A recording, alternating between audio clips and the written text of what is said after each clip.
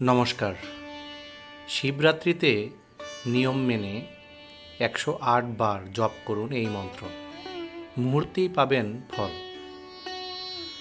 মহাশিবরাত্রি 26 ফেব্রুয়ারি বুধবার, তাই যারা উপোস করবেন ভাবছেন তারা অবশ্যই নিরামিষ খাবেন, নয়তো আপনার উপোস কোনো কাজেই আসবে না, শিব পুজো সফল হবে না।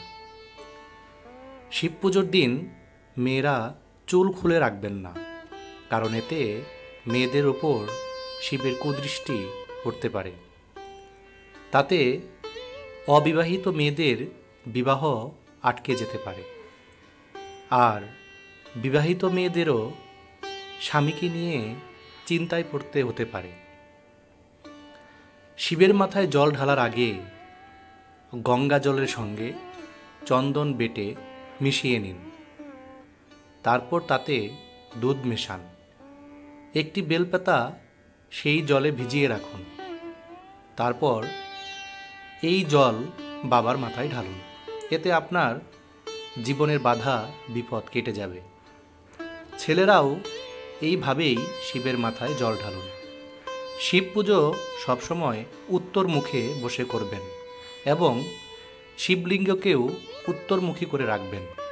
উত্তর দিকে ব্রহ্মলোক পথ, তাই পরম ব্রহ্মময় শিবের পুজো সর্বদা উত্তর মুখে বসে করাই নিয়ম।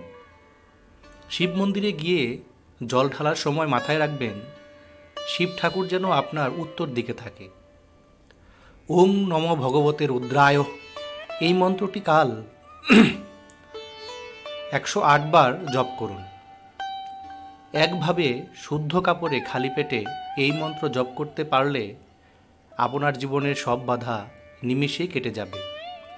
আপনি যা চাইবেন তাই পাবেন। নমস্কার।